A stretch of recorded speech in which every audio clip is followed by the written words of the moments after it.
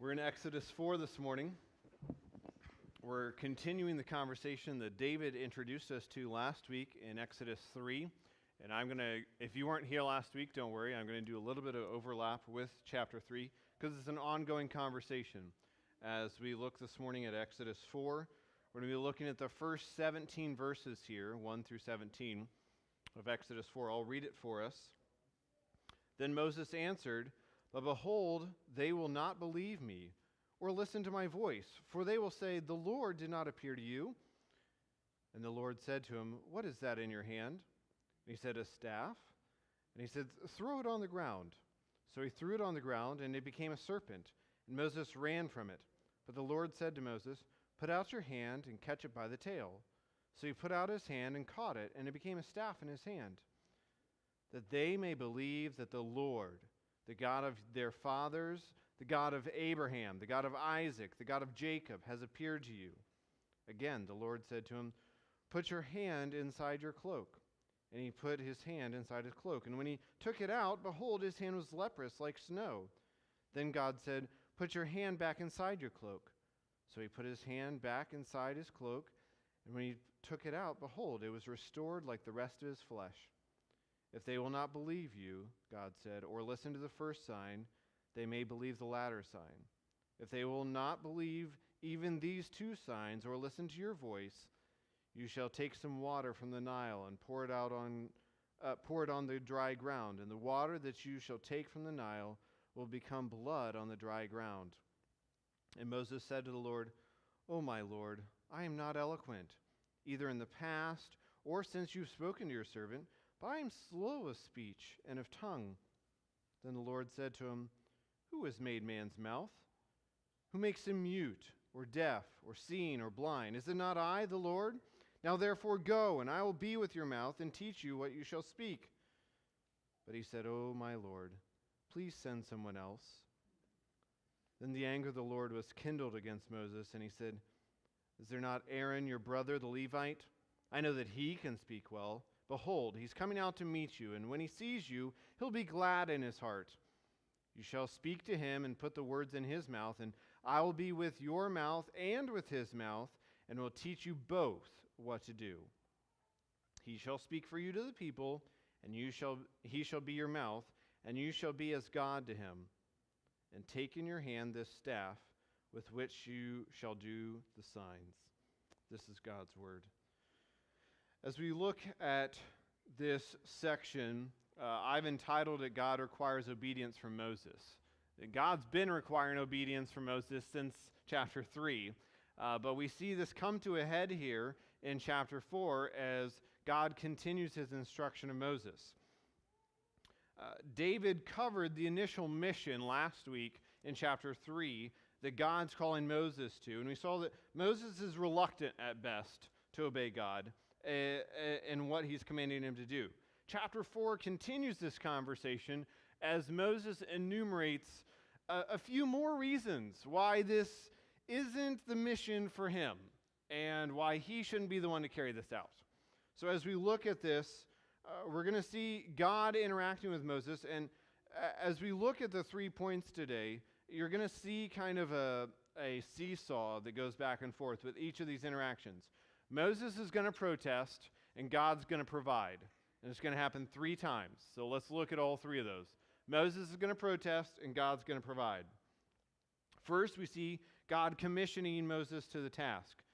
Again, we saw this in chapter 3. He's continuing his covenant with Israel as he moves to provide deliverance. We also saw God revealing his covenant name to Moses in chapter 3 and how that traces through the rest of the Bible. We see this renewed promise of the promised land with God's covenant with Abraham that's mentioned there. But something begins in chapter 3 and continues into our passage here as Moses is discussing these terms of his mission, right? It's not just, "Okay, God, I'll go do what you want. I need to talk through this a little bit with you first, Lord." And so in chapter 3, he begins with deprecating himself and saying, "Who am I?" And then he moves to, "Who are you, God?" And then at least, "Who am I supposed to tell Israel that you are," right? And then he moves to the people in chapter 4. Did you catch that? In the first verse there of chapter 4, he says, well, they won't believe me, Lord. Right? So first is, who am I? Who am I to go on this mission? And then it's, well, who are you, God? Who am I supposed to tell the people who sent me? And now he says, well, they're not going to believe me. They're going to say that you didn't actually appear to me. Moses protests that the people won't believe him. I want to remind us just briefly here, for me it's a page turn. Look back in chapter 3 at verse 16. What does God tell Moses there in verse 16? Go and gather the elders of Israel together and say to them, this is my mission, right? Okay. What does he say in verse 18? And they will listen to your voice. Do we need it to be any more plain? They will listen to your voice. Go gather the elders, and they will listen to your voice. It's right there. God just told him, they will listen to your voice. And that's the next excuse that Moses gives here as he protests. We're starting to get this idea that Moses maybe doesn't want to go on this trip. He's lacking confidence and trust. And he protests, but his protests specifically aim at this lack of trust and confidence in his abilities. He doesn't think that he's up to the task. At least that's what he's saying. But we'll see in a few minutes that it's foundationally a lack of trust and confidence in God. Moses isn't actually presenting any valid arguments about himself. And I'm going to dive into that here in a second. All of his protests are because he doesn't actually want to do this. And he's not obeying, and that disobedience is rooted in a lack of trust and confidence in God. Moses doesn't understand that God is the one redeeming his people out of slavery, not Moses. Moses is simply the agent of God. And so every single protest that Moses gives is something that he can't do. He can't convince the people that he's seen God. He's not eloquent enough. He won't be eloquent enough for the people to believe him. Those are all of his protests. But let's look at how God provides for him. God doesn't respond with, what are you talking about, Moses? I just told you a few verses ago that this is going to happen. That's not how God responds. God responds with provision. He gives signs. Now, he gives 3 signs. We see the staff or the rod that's here that turns into a snake. We see a healthy hand that goes to leprosy and back. And then he tells him about the water turning into blood. Moses doesn't actually do that sign right here, but that foreshadows something that will happen later. But with each of these, I want us to look at what this is demonstrating about God. God gives him a sign with the stick turning into a snake. It's his power over creation. Why? Moses is supposed to grab it by the tail and stand it up. I don't know if you're like my wife and you don't like snakes. The last thing you're going to do is grab it by the tail. I don't care if it's a garter snake. The last thing you're going to do is grab it by the tail. That's just not something anybody's excited about doing. And right there you have a test of Jesus or of Moses and his obedience to God, right? So he's obeying God in these signs. He runs away and yet he comes back, grabs the snake, and so there's this slowly building his confidence and trust there. With the healthy hand and the leprosy, there's a power over people, right? God has power over people. He just instantly has leprosy. And then God commands him to put it back into the rest of his healthy body, right? To take this contagious disease, put it back inside of him, and touch his belly, right? Like inside of his garment. You're not going to do that. You're going to want to isolate that and get it treated, if it's possible. And yet he obeys there. And then we see the water and the blood. This last one stays changed, actually. The water turns into blood. Again, that's foreshadowing what's going to happen with the Nile River. But it's power over nature. So as we see God foreshadowing his power of what he's going to do with these signs, he's already said that he's going to convince the people. The elders are going to believe you. And now he's saying, okay, here's 3 signs. The first 2 should do it. But if you need a third one, it's there. for the people to be convinced.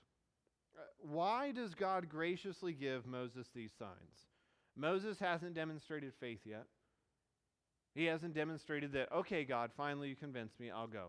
We haven't seen that from Moses yet. Moses hasn't agreed to go. Verse 5, the Lord says to him that the people may believe that the Lord has appeared to you. Again, God is providing for the protest that Moses just gave him. Now, if you are tracking with this, God's promised the elders are going to believe him. Now he provides signs for the people to believe him. And this is a slam dunk mission. Everybody's on board. If you go back to 3:19, again, in the previous chapter, what does he say in 3:19? But I know that the king of Egypt will not let you go unless compelled by a mighty hand. What has he just demonstrated? That God has a mighty hand. He has power over people, over nature, over creation. He has power over these things. And so God already told him in 19, Pharaoh's going to need compelled with a mighty hand. And I will stretch out my hand, verse 20, the hand that's doing these signs, that's going to convince the people, that's convincing the elders, and I'm going to convince Pharaoh too. So this is a slam dunk mission. God's promised to take care of even the hardest part, right? Pharaoh's going to need compelled. Don't worry, I've got it, right? I'll take care of that. And God says that Pharaoh will let his people go, right? Because he says at the end of verse 20, after that, he'll let you go. This is a promised success mission. Moses is not walking into this saying, I don't know how this is going to go. God's told him every step. He's not going in saying, well, I really hope God tells me what I'm going to say. I've already said that I'll be with your mouth, like, right? Like, I'm going to be with you all the way along the way. At this point, there's no possibility of failure. Now, I want you to invite you to put yourself in this scenario. I think all of us have faced times where we wished that we could have this kind of conversation, where you could go in the backyard, sit at the fireplace, and have a conversation with God about whatever's going on in your life, right? I wish that I could sit down and I could have a conversation. Just ask, how's it going to turn out? Like, is everything going to go okay? Like, are you actually going to work this out for my good? Like, is everything going to be all right at the end of this? We're going to ask him all the questions, and then he would answer us and reassure us that everything's going to be fine and that he's in control and he's guaranteeing success in the end. We want this conversation to happen in our own lives. And the reason we want it to happen is because then we would be reassured that we can go in obedience. Moses is having that exact conversation, and if he's anything like you and me, it's not convincing him one bit. I just want to remind us of that if Moses is an ordinary human like us in any way, he's been given all of the things that we would love to have with God. A fireside chat with the Lord of the universe. And yet here he stands protesting that he doesn't want to do it. I love how our Bible puts this contrasting word. I don't want to make a big deal of it, but in verse 10, right? So God has laid this out. This is what's going to happen. The people are going to believe you. The elders are going to believe you. Pharaoh's going to believe you. He's going to let you go. Everything's going to work out fine. Verse 10, but Moses said. We're back to it again. Moses said again to the Lord, "O my Lord, I'm not eloquent, neither in the past nor since you've spoken to your servant. I didn't get the gift of tongues just now. I'm actually slow of speech and slow of tongue. I don't know how to speak very well." Now, if we look at this, he's moved again from who am I, who are you, what about the people, what about me? That's his next protest. I'm not going to convince them, Lord. I want to take a sidebar here just briefly and explain something to you that is of cultural relevance so that we don't misunderstand what Moses is doing. Has Moses forgotten all of his education in Pharaoh's court? Has Moses forgotten that he was raised as a prince in Egypt? Has he been in the desert so long that he forgot his native tongue? It would have been his native tongue. has he just suddenly been around vagabonds and desert people, nomads, that he doesn't remember what the court procedures are and how to approach the throne? Has he forgotten all that stuff? I don't think so. Not even a little bit. Nothing in his past, nor the rest of the Pentateuch, bears out this fact as being honest whatsoever. Moses isn't lying, but he's also not being forthright either, right? He's not exactly putting all of his abilities on the table. He's saying, I'm not wanting to do this. Now, what does that mean? Where does the culture come in? He's following a ritualistic custom that was found in the culture of the time of self-deprecation, which you see plenty of examples of this. I can outline several of them for you. Abraham does this when he meets God. Moses obviously is doing it here when he meets God. When Saul interacts with Samuel, Samuel the prophet comes to Saul and says, God is choosing you to be the king. What is Saul's response? Who am I, but of the least tribe of Israel, of the least of the tribe of Benjamin, and the least of my father's house? It's the same thing. It's self-deprecation. It's exaggerated humility, if that's an easier word for you to get your mind around. But that's what Saul says in 1 Samuel 9. He says, am I not a Benjamite from the smallest tribe of Israel? And is not my clan the least of all the clans in the tribe of Benjamin? Why do you say such a thing to me? It's exaggerated humility. Isaiah says it when he walks into, or when he's transported in the throne room of heaven in Isaiah 6. What does he say? Woe is me, for I am a man of unclean lips. He's a prophet of God. God has chosen to transport him into heaven in this vision, and yet that is his response. You see David saying it when Saul offers for him to marry his daughter. So David says to Saul in 1 Samuel 18, do you think it's a small matter to become the king's son-in-law? I'm only a poor man and little known. You know how I know that that's self-deprecation? Because the tens of thousands of people were singing his praises of Saul has killed his thousands, but David has killed his 10,000s. Him killing Goliath was like national headlines. David is not a man of little known. Another time he says, who are you coming out to chase, O king? A dog and a flea? Right? Again, humility. That's the idea there. Solomon does it, Jeremiah does it, Paul, right? I am the chief of sinners. It's self-deprecation. It's good humility, but it's exaggerated humility. Yet, in all of that, as we look at this conversation, whether in chapter 3 or in chapter 4, no time has God come back and said, actually, that's not true, Moses. God's provided every time. That's not actually a hindrance to the mission. That's not actually a protest that's worth dwelling on. That's not actually a thing that's going to hinder this at all. I've provided, I've provided, I've provided. God's responses have shown in each exchange that God has equipped Moses. He's in control of Moses. He's in control of the Israelite slaves. He's even in control of Pharaoh. And in this final protest, Moses has acknowledged that God's sovereign. He's master, right? What does he say? O my Lord, O Master, sovereign Lord of the universe, I'm not eloquent. I know you're the sovereign Lord, but my inabilities are the determining factor here. Have you said that in your life? I know that I'm supposed to obey you, Lord, but my inabilities, my personality trait, my personal baggage, those are the things that are holding me back. I know you said everything will work out, everyone will believe me, but The Lord's response forces Moses as he responds here.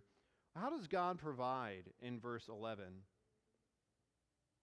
In verse 11 and 12, the Lord challenges Moses to consider what he's just said. Do you actually believe that I'm the Lord of the universe? Do you actually believe that I'm the sovereign God that you should be obeying? Who made man's mouth? Who makes you mute or deaf or blind or dumb? Like, who makes you deaf? Like, who's in charge of all these things? Are you not listening to the words coming out of your mouth, Moses? You don't actually believe I'm sovereign Lord. You don't actually believe I'm the master you're supposed to obey. Have you been listening this whole time? I told you I'd provide. I've told you that I'm going to be with you. Haven't explained who I am and what I'm going to do through you, Moses? Verse 12, he reassures him, I'll be with your mouth. I'll teach you what to say. You don't have to worry about this. That's not an issue to be scrambling over. Yet how often, again, if we were having our own fireside chat with God, these are the kind of things that we would bring up. If we were sitting there and chatting with God about the issue, and I know what I'm supposed to do, and I know this is what you want me to do, I just don't think I can do it. I'm not the right person to do it. I'm not cut out to do it. I don't know how to do it. I'm not capable. I'm not eloquent, whatever it might be.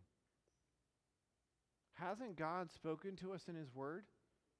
Hasn't He promised success for our obedience? If we obey Him, that He is the one who's actually accomplishing redemption. He is the one who's actually drawing people to salvation. He's the one who convicts men's hearts of sin. He's the one who accomplishes sanctification in our hearts. Right? That He's the one who's doing all these things. And yet we put it on our shoulders that somehow, if I'm eloquent enough and if I can craft a good enough argument here, that I can persuade the men or woman in front of me. We will respond with all the reasons and justifications why we can't do it the way that God commands. That's what we looked at in Sunday school too, right? The lawyer asking God, do I really have to obey you and love you and love all my neighbors? Like, who actually qualifies as my neighbor? So we see God commissioning him to this task. He provides for Moses. He equips Moses for the task, but then he provides for Moses' inadequacies in the task. I feel like at verse 12 we're done. Moses has come up with all the excuses that we could come up with. I feel like we should be there by now. But verse 13 starts again. But he said, "O my Lord, please send someone else." Track with me again as we think through this. Who am I? Who are you? What about them? What about the people? What about me? If we're following this, what is Moses kind of saying here? What about you, Lord? Don't you have somebody else you can send on this? In a way, his protest is not anymore about the mission. It's about God. I tried to ask nicely, Lord, but here we are. Certainly you know somebody better to do this than me. Our Bibles make this much nicer than it is. Moses has just protested that he's not good with words. And politely, with really careful ambiguity, he says, "Excuse me, sir, please send whomever you wish." Or another way to say it is, "Lord, do what you want, send whomever you want." Or if we want to put this in a very raw way, he said, "Do whatever you want, send someone else." Right? If you were talking about this with your coworker, he's not excited about this. And if it's all the same to you, God, I'm going to go back to sheep herding.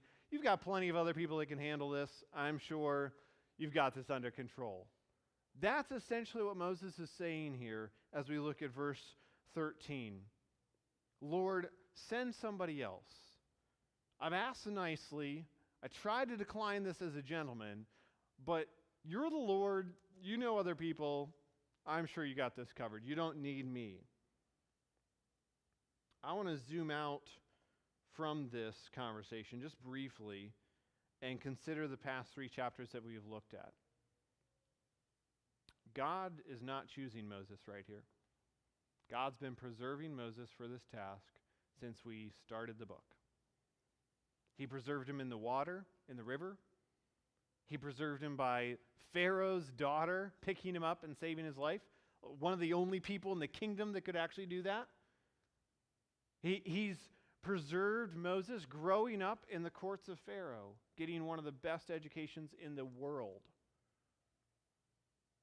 He's preserved Moses' life when Moses killed an Egyptian and had to run for his own life from Pharaoh who was going to kill him. He's preserved Moses in the desert by giving him a family and other people. He could have died in the wilderness. But no, God provided for him, and he's preserved him in the wilderness. And here God says, listen, this is the plan all along. I didn't just pick you for the task now. I've been preserving you for this task all along. And Moses, if he was simply keeping with his exaggerated humility, he would have said something like, well, I think the task is too big for me, Lord, or I'm not worthy to be your mouthpiece, God. And instead, he says, I've tried to refuse politely. Now I'm just directly saying no. I don't want to do this. Moses has the audacity to ask him to pick someone else. Another way to think about this is that when we looked at this in chapter 2, Moses was eager to bring justice as a prince of Egypt. But he's reluctant to bring justice as a prophet of God.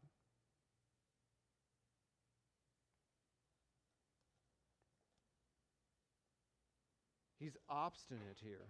He doesn't want to do this.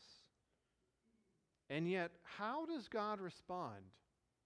Let's look at 14 very closely. Then the anger of the Lord was kindled against Moses. I want you to think about that, and I want you to consider what the Lord says to Moses. Is there not Aaron, your brother, the Levite? I know that he can speak well. Behold, he's coming out to meet you, and when he sees you, he'll be glad in his heart. You shall speak to him and put the words in his mouth, and I will be with your mouth and with his mouth, and will teach you both what to do.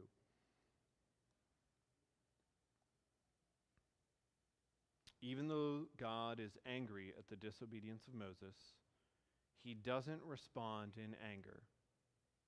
Does that sound like an angry response to you? It's not how I respond to my kids, right? We see him responding in grace, providing Aaron.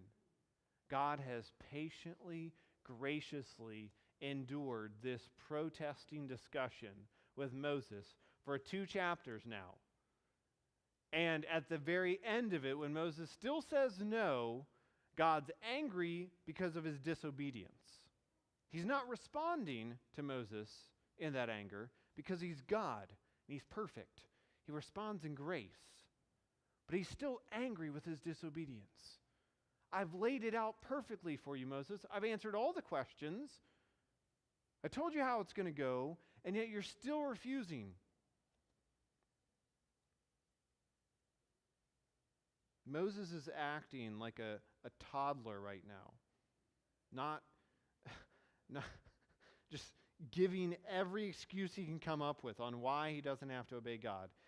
And many of us parents have been there. Maybe you've been there in children's ministry as well. We become exasperated and angry with this defiant child in front of us who, for whatever reason, refuses to do a simple task. It can be something really simple too, like put your plate in the sink, right? Like, why are we choosing this hill to die on? And yet, we respond to their disobedience in our anger. God doesn't do that. And you can dive into this a little bit more if you want, but this is an illustration of the impassibility of God, that he's not a reactionary being to our emotions. Moses is reacting to God's mission. But God did not walk into this conversation saying, I wonder how Moses is going to do. I wonder how this conversation is going to go. God knows exactly how the conversation's going. He already has the signs ready. There, that'll convince the people. There, that'll convince the elders. There, I'll convince Pharaoh. I already know he's going to be hard. I'll convince him. He'll compel you. The people are going to go. God knows all that ahead of time. This is not a response to Moses in the moment of flying off the handle. God is a perfect God with emotions that are much more developed and complex than ours. God here is able to be angry at the sin of Moses' disobedience and respond in grace. That's a wonderful God that we serve. That's encouraging for us who disobey on a regular basis to know that God's angry with our disobedience and that he responds in grace. He's the perfect parent. He's able to be angry at our sin and still provide for our needs. He tells Moses, hey, your brother's coming out. I know he can speak well, so stop with the excuses. The Lord always bestows his intended blessing in such a way that exposes our weakness and it magnifies his grace. Do you see what God does there? He's already told him, listen, in verse 12, I'll be with your mouth and teach you what you shall speak. And now Moses is saying, well, my mouth's not sufficient. Okay, well, we'll introduce a second mouth into it. And I'll be with both of you in verse 15. I'll be with both your mouths, and I'll teach you both. Right? That's still not going to hinder the mission that I have to accomplish here. The mercy of God understands our weaknesses, and it meets us in our frailties. You see this sovereign magnificence of God as he fulfills his own purposes without adjusting them, right? The mission's still going to happen, Moses. If you're not going to be the mouthpiece, Aaron will, but it's still going to happen. Your disobedience just means I'm going to work with other people, including you. It doesn't discount you from the project. But let's make one thing clear. Moses' inadequacies and Aaron's adequate competence are not deciding factors here. God's already said he's going to be with Moses and he's going to be with Aaron. What does he say in verse 18? He will speak for you to the people, and he shall be your mouth, and you shall be as God to him. Moses is not acting as God to him. Moses is feeding him the words from God. Moses is still going to be the primary character that God uses for this deliverance. His disobedience just means that Aaron's going to be a complication in that. There's going to be an extra step that was really unnecessary, but I'm going to work with it anyway. I'll help you both speak and teach. Now, why does this last expression happen this way? I mean, the Lord's been patiently dialoguing with him the whole time. It's because Moses has all the right theology. He knows that God's the sovereign Lord of the universe. He knows that he's the covenant God that has promised to deliver his people. And yet with all of that knowledge, with all that theology, Moses is choosing to disobey. That's why. Moses is like us. He knows his Bible, right? God's outlined it for him right here. The Lord's outraged that Moses would say, Lord, Lord, but refuse to do the things that the Lord commands him. Just like Jesus says in the New Testament. Why? Why do you call me Lord, Lord, and don't do the things that I tell you? I heard the story of a woman who was visiting a church that had a very well-known preacher for several weeks. After the service one day, the preacher said, you've been coming to the church for several weeks now, and I just wondered if you had any questions, what are your thoughts? And she replied, well, I really enjoy the songs. The people are really friendly. and you're really easy to listen to. I really enjoy it. I think I understand the gospel that you've been preaching every week, and that's what I'm stuck on. And the pastor replied, well, if you understand the gospel, why haven't you put your faith in Christ yet? And she answered, because then I'd have to give up whatever he told me. And I'd have to live how he says I'd have to live. And I'm not ready to do that yet. Some of us may have trusted Christ so that we could get into heaven when we died, right? That's how the gospel was presented to me a lot when I was a kid. But following Jesus means we call him master. It means we obey what he commands us to do. He doesn't just save us from hell in the end, he saves us from sin and self-destruction now. So, why do you call me Lord, Lord, and do not the things that I say? Jesus said it in the Gospels. He's saying it to Moses right here. God hasn't told Moses exactly how everything's going to happen. He doesn't know how long it's going to take. Is it going to be easy or hard? But he knows one thing. God is going to have success. This mission is going to happen. Whether it takes a year, 10 years, 20 years, the rest of my life. And it does for Moses. It takes the rest of his life to get the people from Egypt to the Promised Land. But he knows that it's going to happen. All God is asking Moses to do is trust him. If you have trust and faith in me, you'll obey. That's what God has done. And he, at the end, he says, oh, and by the way, take in your hand the staff so that you can do the signs, right? We talked about it. You've got signs now, just to make sure. God's promised his presence. He's promised success, prosperous success, right? That they're going to succeed in this. He's provided for everything that Moses needs. Just to give you kind of an overarching view here too. God also sent Jesus to bring deliverance to his people. And Jesus comes to dwell among his people who are in slavery to sin as the I am, not just a voice from the I am. And yet he does signs and wonders to convince the people that he is Yahweh, that's come in flesh, that's fulfilled all the promises that the prophets told about him. And yet all those signs and wonders were not enough to convince the people. They still killed him. And through that, he brought their redemption. He provides exodus out of their slavery when they exercise faith and trust in him, when they obey him. That's what we see here as we look at Exodus 4. It's not simply Moses protesting and saying, I don't think I'm qualified. We see a man of God who knows God's word, who's deciding to disobey.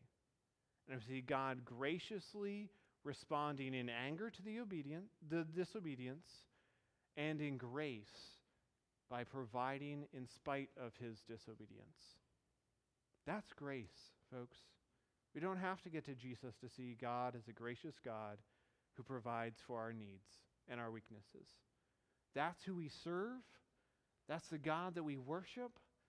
That's the God we're supposed to obey. Let's look at the takeaways. I made this simple for you. God provides for our inabilities. God is patient in our weakness. He's gracious with our disobedience. And we are simply called to listen, trust, and obey. It's God who changes hearts. It's God who redeems. It's God who saves. It's God who's in control of the circumstances and the details of your lives. It's God who provides for us in every situation. What we need is confidence and trust, just like Moses, to listen, trust, and obey.